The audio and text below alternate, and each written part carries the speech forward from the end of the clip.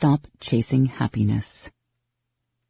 Alan Watts taught that the desire for security and the feeling of insecurity are one and the same, that to hold your breath is to lose your breath. Traditional Zen Buddhism would agree. To desire fulfillment is to not have fulfillment. Happiness is not something you seek, but that which you become. These ideas are nice, albeit likely just platitudes for most people, but they illustrate the madness behind the common wisdom of chasing happiness. As Andrew Weil has said, the idea that human beings should be constantly happy is a uniquely modern, uniquely American, uniquely destructive idea. It is our desire for perpetual happiness that drives consumerism, eases the fact that we're all barreling toward uncertain death, and keeps us hungering for more. In many ways, it, alongside our existential fear of death and suffering, accounts for why we've innovated and developed the society we live in. Our lack of fulfillment has driven us because the quest for happiness does not and will not cease.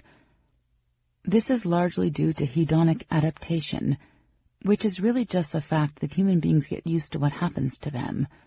We change, we adjust, we adapt, we crave more.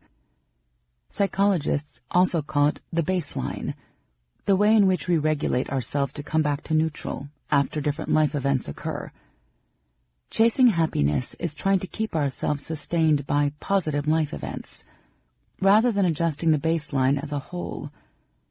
Motivating ourselves with the hope of achieving a sustained feeling of good is not only unhealthy, it's impossible.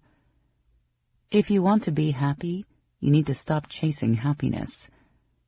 Happiness is a byproduct of doing things that are challenging, meaningful, beautiful, and worthwhile. It is wiser to spend a life chasing knowledge, or the ability to think clearly and with more dimension, than it is to just chase what feels good. It is wiser to chase the kind of discomfort that only comes with doing something so profound and life-altering that you are knocked off your orbit. It is wiser to tip the scales over, rather than balance things you don't like only because you believe balance will make you happy.